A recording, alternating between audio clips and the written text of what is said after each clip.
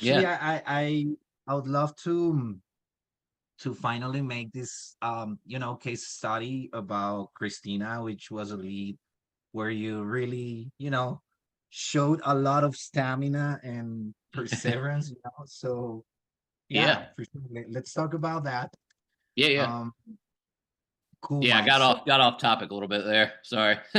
But yeah, oh, no, no, I no, can. no worries, no worries. I love that you keep me up to date on your stuff. Yeah. So yeah, that I love that. But yeah, So I'll stay stay on track with that one. Yeah, if you want to from here, hit me with what you need. yeah, for sure. So well, just to give it a start, would you give me context about what the seller situation was at the moment and a little bit of the condition of the property? Absolutely. Yeah. Yeah, Facebook lead from the Hesel campaign. Saw it come in, saw the address. It's kind of in my surrounding market. It's still within my market, but kind of an outer area, which I have know there are deals to be had and have been trying to pick up more stuff in. So I called her soon after that lead came in when I got the notification. Um, if I recall, I don't think she picked up right away. So I sent her a text just to identify myself again, also. Um, and she said, "Yeah, I'll call you back in a few minutes." So yeah, we had an initial phone conversation. I think the same day the lead came in, um, and she just told me um, she was in the midst of getting divorced and needed to sell the house. um she just wanted to kind of wash her hands of the situation and kind of move on from everything. I said, yeah, sorry for the situation, but we do help sellers in these types of situations all the time. um you know we most likely can just buy the house totally as it sits. So yeah, would love to talk to you more. um yeah, got, just more relevant information. She answered some initial questions and we set up a time to meet. Um, and I think like toward the end of that week, I went out there and met her at the house. She walked me through it. It does need some work. 1960s house. And yeah, she told me, you know, a price that if she could get that and just walk away, she'd take. I had told her I think that is something that is definitely doable. There's some things I want to explore a little bit more, but honestly, we kind of sometimes at times try to even get sellers a little bit more if it's possible. Um, which we actually did. We got, it's not much, but I see it, she said she just wanted to even $100,000 for the house. And we actually got her an additional $2,500 just Oh wow, yeah, not much, but every dollar counts. Um, absolutely. and yeah, because just in the way of digital marketing goes, if she saw my ad, she may have gotten some others as well. So I wanted to at least maybe throw that in there because I thought there was space to do so in hopes that she'd just stick with me and go from there, which she did. So that was good. Um, so yeah, moving on from there, I did just ask her as far as the situation with her husband, because in the state of North Carolina, even if she bought the house prior to being married, if she did get married, even if he was not initially on the deed, her husband would still have had to have signed the deed to sell it, which, would likely make him have to agree to all the terms of the contract also. Um, she gave me his number and I only ever texted with him. It kind of got held up for a while they were dealing with their divorce attorneys, but I just kept up with her. It probably took 2 months. And then eventually the husband came around and agreed to, all the terms of the initial contract. And I just text with him. He had a few questions too. Um, and Yeah. Eventually I got in touch with her lender, signed the paperwork so that I could speak with the lender on her behalf. And yeah, she was ecstatic to just get an as is sale. They left a little bit of the furniture. It wasn't as bad as some of these wholesale properties, but she was just really happy to not really have to do a whole lot. And to despite yeah, I don't know if I mentioned too, they at that point I think they had missed 2 mortgage payments. Um uh because her husband, come to find out, had co-signed on the loan, because she had the credit, but he had money for the down payment. So, again, where I live, they both would have to sign. So, despite all that, we were able to get a payoff from the bank, didn't get foreclosed. And, they still were able to put, you know, some profit, walk with some money that they split and shared, um, when they sold the house. So it was pretty win-win all around. Absolutely. That sounds really, really good. Congratulations, brother. I Thank know you. it took some time. So you started working on this lead like by the end of October or something, somewhere like that? Yeah. Yeah. Yep. It was right around Halloween. I remember driving out there. Yeah. And yeah, it was like right over 2 months it took to iron out the details with, since they were getting divorced and all that. And then, we set up the closing just with the holidays in case there was any hiccups for right after the new year. So yeah, it was right over 2 months to get it closed. That's a lot of patience and perseverance. Congratulations, man. I know Thank you. we discussed a lot, through our check-ins, small details, and you kept me updated about, what's going on with Christina and her ex-husband. So yeah, I know that you worked a lot on this deal. Yeah. So it ended up being like a wholesale deal, right? This one, I did not assign. I actually closed on it myself, and I'm in the process of getting ready to do some demo, clear it out, and the house does need. I think it'll require a little bit of structural work in the crawl space, potentially at least. So I'm deciding if I'm gonna take it the whole way, do the renovation, and do uh, a traditional fix and flip, or just get it cleared out. I'm going to remove the cabinets and all that in the kitchen, and maybe just prime the walls, give it a fresh coat of paint inside, and do more of like a wholetail and list it on the Oh, MLS, whether for a investor or a primary buyer that wants to potentially do some work and move into it. that sounds terrific. All right. And well, we always learn from small deals as we learn from big deals, right? So, um, what did you learn from this particular one that you could actually apply for future deals? Um, Yeah, a few things. I hadn't had a deal, whether wholesale or something that I actually closed on and took the whole way. Um, in this area in my market, it's more rural. I know some other investors that do a lot of stuff out there. So there's just some ins and outs. Out there, there's not always municipal sewer and water. So there's Hmm. some ins and outs, with inspections, with septic related stuff, which actually ended up being a positive. The septic system was like not that old, which was, I was fortunate on that one, but I Right. learned some stuff there. Uh, yeah, I mean, just, in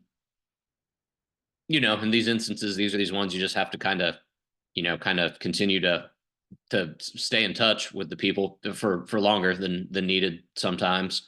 Um, that you know, with a lot of these direct to seller deals, always it's just important to build a good relationship and make them feel comfortable with you. Because she was, she wrote me a good review for my Google business page. Um, Nice. yeah, and just making sure you're being and dealing in a trustworthy manner so that people trust you. And that when they feel comfortable, it makes things easier. They're not out shopping your offers to, any of the other investors that are probably hitting them up. And yeah, uh, I Absolutely. guess that would probably be the main thing.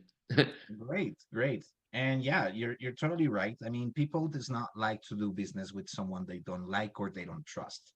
So that is an essential part of the framework that we go through. So I'm pretty sure that, of course, in such a long time, you were able to build a really strong rapport with them, and of course, gaining her trust or their trust, right? Yeah. Yep. So good stuff. I understand that this happened pretty much like hybridly in the sense that um, most of the conversations probably happened over the phone, but you were able also to, to meet with them and sit together, and, have a nice conversation in face to face. Yeah, for sure. Yeah, yeah, spoke to her many times throughout the process over the phone, and yeah, just I only ever communicated via text with her husband and email, send him the contract and everything. And he was fine with that. But then yeah, the first in-person meeting where she showed me through the house, um, yeah, you know, was good. Just you kind of walk around, you notice things in the house. She had a funny bumper sticker that I commented on, so that made her laugh. And um, yeah, I mean, personally, as we've discussed, I've ran the ads in some greater geographic areas where I don't physically live. But for the deals I'm trying to land where I do live, I always really try to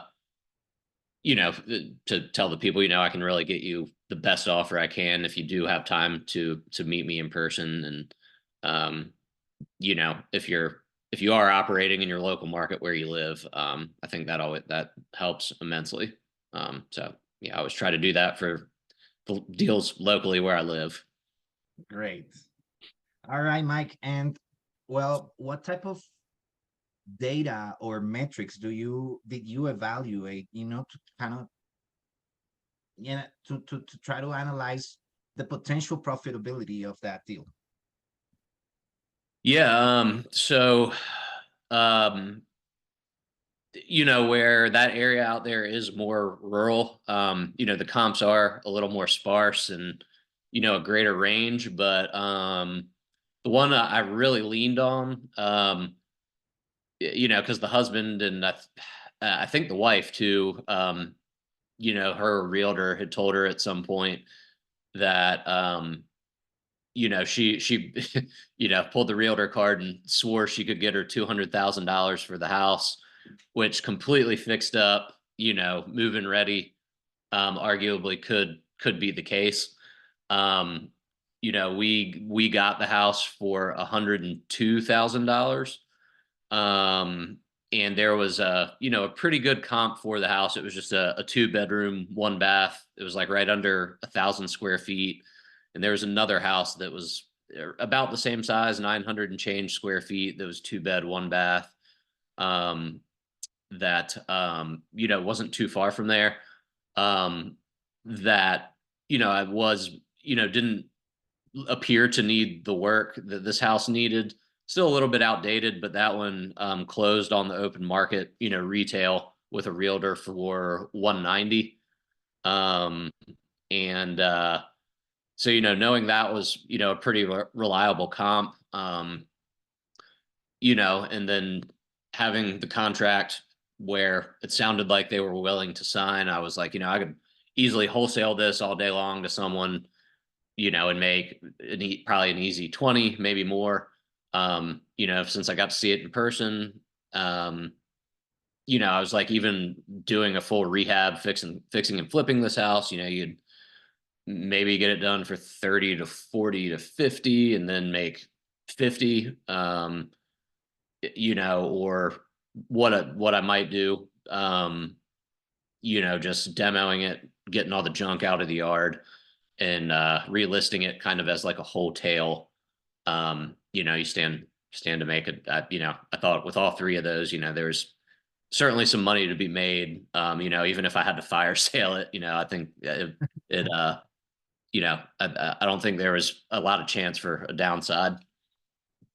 All right, good. So, well, speaking about that, in average, because I know you have different options to kind of dispose the property, but in average, how much do you calculate could be your ROI? Um, I mean, gosh, yeah, I mean, I think on either one, there's at a minimum, I think, um, 40,000, potentially more to be made. That'd be so. Um, yeah, I ran into the same thing with the other property that I did just do a rehab, traditional fix and flip on, where the market still is a little slower. Um, one of the offers that I got with what that buyer asked for, would have netted me like 10 grand off where we had it listed. The other buyer came in $1,000 over list price with no closing cost. So there was just a big swing in that. And of course, I think, yeah, I could potentially make, 30 to 40 just wholetailing it, maybe. But then that's always the risk you run in once you start pulling stuff apart when you go in. If you want to do a full rehab, if you find stuff that does need fixing, of course your budget can just swing. And then depending what the market's doing when you get it done and what the offers you might get, that's, I don't know. I'd hesitate to go too much higher into the high end. So Right, right. I think Okay, I'm safe at 30 to 40 to 50. Yeah. nice. So Let's go for those 50. yeah, yeah. All right, let's And I go. love, I like this one too, because right in town where I live, values are just so much higher. And Mhm. where I did close on this, picking up property in that, $100,000 range is nice because, while you are holding it, it just keeps your carrying costs down so much more too, which is, you know, a larger challenge and factor now with rates and the market the way it is. So Yeah, that's also a big plus. true that. Yeah. All right, nice. Do you think that you're doing something different to other investors that is actually giving you results?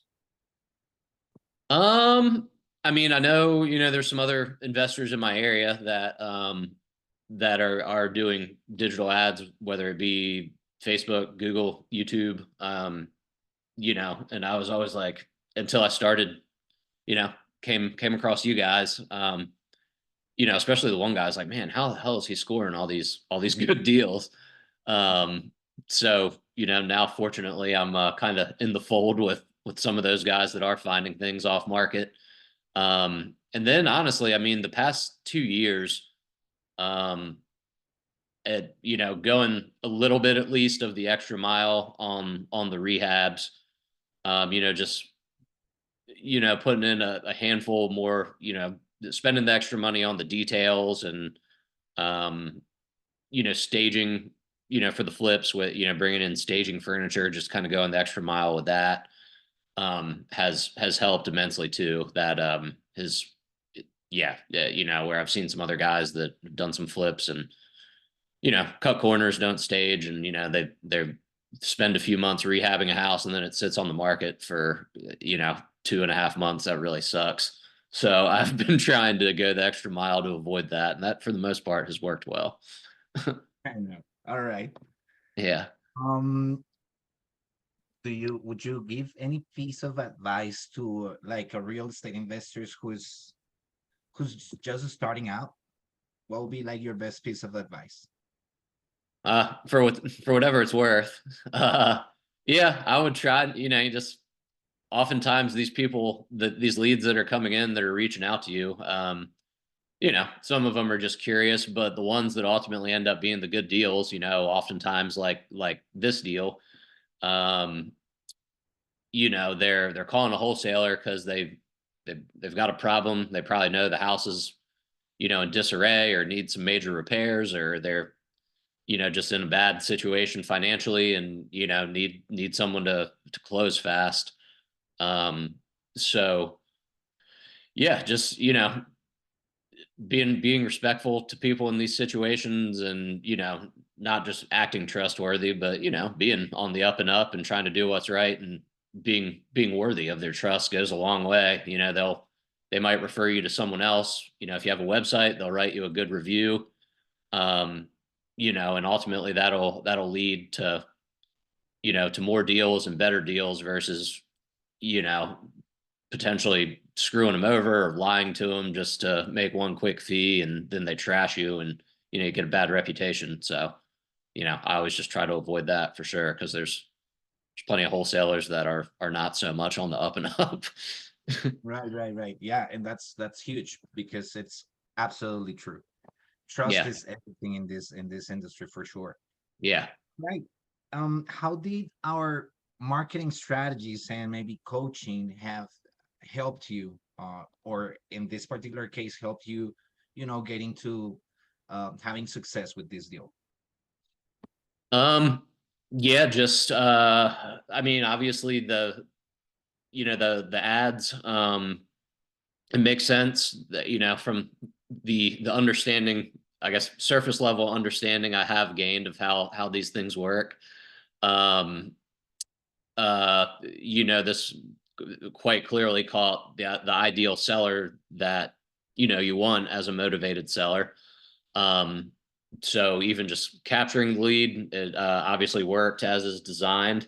And then I still need to improve as a whole, just with the speed to lead to the response. That is one of the main things that you guys preach, which I always need to improve on, because I'm where I am kind of the construction manager on the current projects I have going, among other things. I'm not always as quick to respond, right when the notification comes through.